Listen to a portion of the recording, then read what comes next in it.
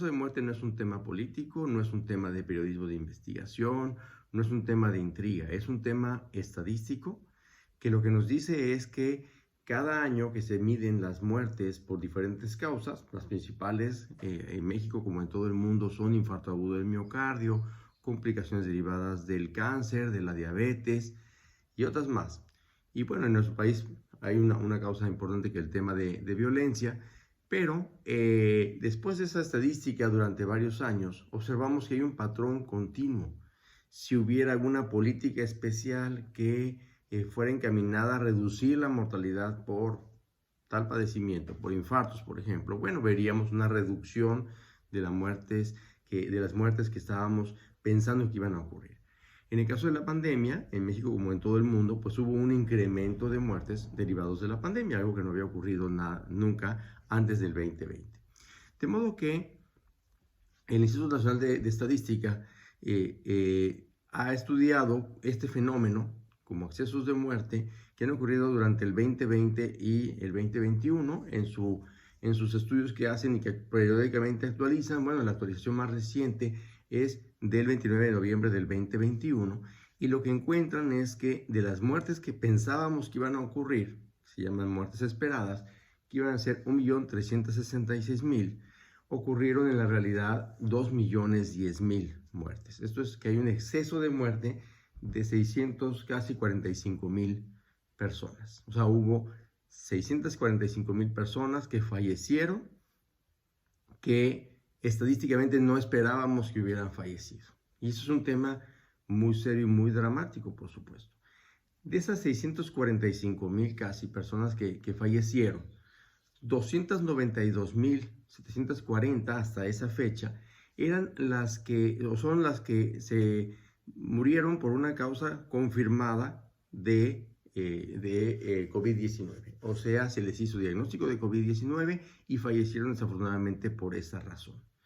Pero además hubo en total 448.000 personas que fallecieron por cuestiones relacionadas con COVID-19, que probablemente fueron COVID-19. O sea, de esas 448.000 personas, casi 300.000 fueron sí diagnosticados y el resto, los otros 150.000, por decir, fueron de padecimientos respiratorios que pudieran encajar en la definición de COVID-19 y por tanto podrían haber sido esa causa, simplemente que no fueron diagnosticados por la razón que fuera, porque su estudio salió negativo, porque no acudieron al hospital, etc.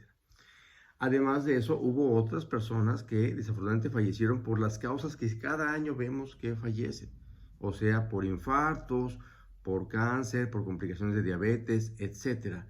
Y que de alguna forma, ya sea porque la misma pandemia provocó que dejaran de cuidarse, que no tuvieran acceso a medicamentos, o provocó que no tuvieran acceso a un hospital, porque pues no había hospitales más que transformados, reconvertidos en hospitales COVID, o porque les dio miedo ir al hospital a pesar de que tenían algunas complicaciones de su enfermedad, pues por el temor de contagiarse, desafortunadamente fallecieron. Y en un exceso, o sea, en una cantidad mayor de las que ya pensábamos que iban a fallecer en ese año. De modo que el exceso de muerte nos habla de eso.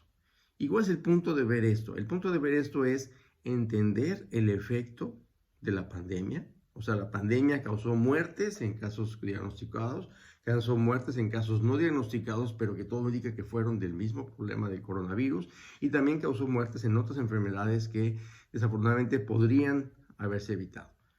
Y entonces tenemos en ese caso 600, casi 45.000 personas que desafortunadamente fallecieron, digamos, de una causa que pensábamos que no iba a ocurrir, o que pudieron haberse evitado, o que pensamos que murieron, digamos, por así decirlo, antes de tiempo. Entonces, ¿qué debemos hacer? Pues uno, ser empáticos con esos. Son 645.000 personas que fallecieron y que debemos ser empáticos en este fin de año con ellos, con las personas que están pues relacionadas con ellos y que están llevando ahorita su duelo, su luto, que probablemente sean 3 o 4 personas por cada uno de ellos. Estamos hablando de 3 millones de personas, probablemente estén viviendo ahorita, o 4, y el duelo, y que pues su Navidad y su fin de año y su celebración de esto, pues no va a verse, por supuesto, ocurrir de manera normal, porque están dolidos de que perdieron a un padre, a una madre, a un hermano, a una hermana, a un hijo o una hija.